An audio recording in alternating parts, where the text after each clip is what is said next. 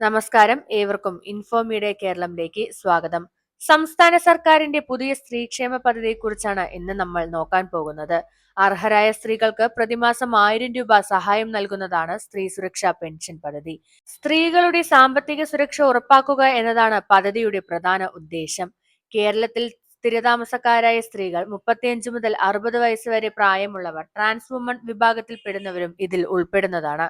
അന്ത്യോദയ, അന്യോജന അല്ലെങ്കിൽ മുൻഗണന വിഭാഗം റേഷൻ കാർഡ് ഉള്ളവർക്കും ഇതിൽ മുൻഗണന ലഭിക്കുന്നതായിരിക്കും.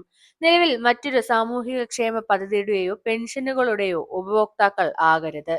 ആനുകൂല്യം ലഭിക്കുന്നത് പ്രതിമാസം 1000 രൂപയായിട്ടാണ്. ഇത് നേരിട്ട് ബാങ്ക് അക്കൗണ്ടിൽ ക്രെഡിറ്റ് ചെയ്യുന്നതായിരിക്കും.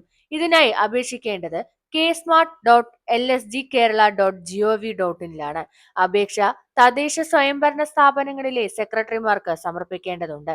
ഇതിനായി ആവശ്യമായ രേഖകൾ എന്തെല്ലാമെന്ന് നോക്കാം. പ്രായം തെളിയിക്കാനായി ജനന certificate, school certificate, driving licence, passport ഇതിൽ ഏതെങ്കിലും ഒന്ന് സമർപ്പിച്ചാൽ മതിയാകും. ഇവ ഒന്നുമില്ലെങ്കിൽ മെഡിക്കൽ ഓഫീസർ നൽകുന്ന സർട്ടിഫിക്കറ്റ് ഉപയോഗിക്കാവുന്നതാണ്. ഇതിനായി മറ്റു രേഖകൾ കൂടി ആവശ്യമുണ്ട്. Bank account number, IFSC code, Aadhaar വിവരങ്ങൾ, സ്വയം സാക്ഷ്യപ്പെടുത്തിയ സത്യപ്രസ്താവന ഇവയെല്ലാം വയ്ക്കേണ്ടതുണ്ട്.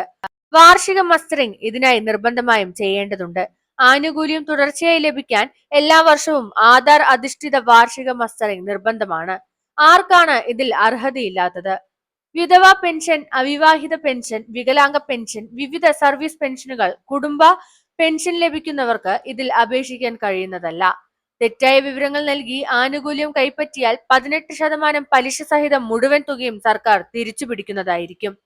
ഈ പദ്ധതിക്ക് അർഹരായ സ്ത്രീകൾക്ക് വലിയൊരു ആശ്വാസമാണ്. നിങ്ങൾ അർഹരാണെങ്കിൽ വൈകാതെ അപേക്ഷിക്കുക. ആരും തന്നെ ഈയൊരു അവസരം നഷ്ടപ്പെടുത്താതിരിക്കുക.